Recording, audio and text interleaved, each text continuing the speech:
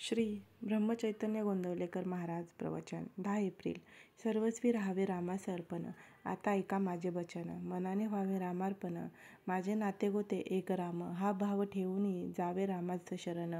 अनन्य व्हावे भगवंती जो कृपेची साक्षात मूर्ती. रामा आता करणे नाही उसने जाण.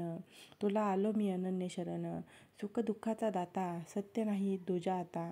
जाणिवेने जैसे घ्यावे तैसे मनाने सुख दुःख भोगावे. मी माझेपणाची जोपर्यंत धडपड जाण तोपर्यंत नाही समाधान.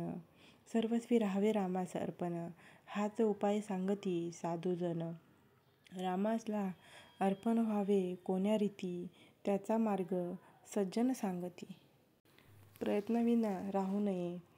फळाची आशा ठेवू नये. भगवंताला विसरू नये. कर्तव्य या दृष्टीने कर्म करावे. प्रथम राखावे भगवंताचे अधिष्ठान. तेथे व्हावा प्रयत्नाचा उगम. अखंड राखावे अनुसाधन. येणे कर्म होईल सहज रामार्पण.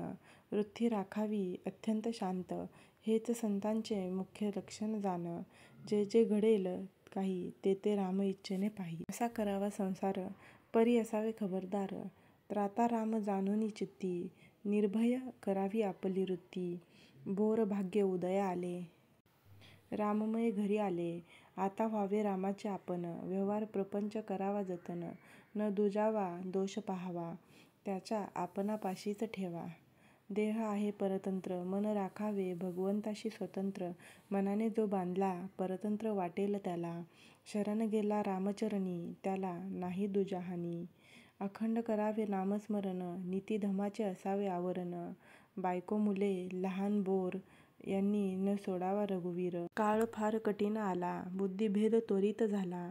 आता सांभाळावे सर्वांनी आपण. रामाविन न जाऊ द्यावा क्षण. बोलणे तसेच चालावे. राम ठेवील तसे असावे. माझा राम जोडला हे जाणले ज्याने त्याला न उले करणे. राम ठेवील ज्या स्थितीत त्यात समाधान मानावे. रामास जे करणे असेल ते तो करील. सदा सर्वकाळ माझ्याशी वास. हाच धरावा हव्यास. त्याला न जावे लागे कोठे. घर बसल्या गम भेटे. जो करी रामपदा बुज चिंतन. तयास नाही यमाचे बंध. संतांची सेवा केली महदुर्ग घरी आले. एका परमात्म्याशिवाय नाही कोणास शरण. तोच खरा धन्य धन्य. संतांच्या मर्जीने वागल्यास कल्याण होईल खास. बोधवाक्य. अखंड राहावे अनुसंधान. येणे कर्म होईल सहज रामार्पण.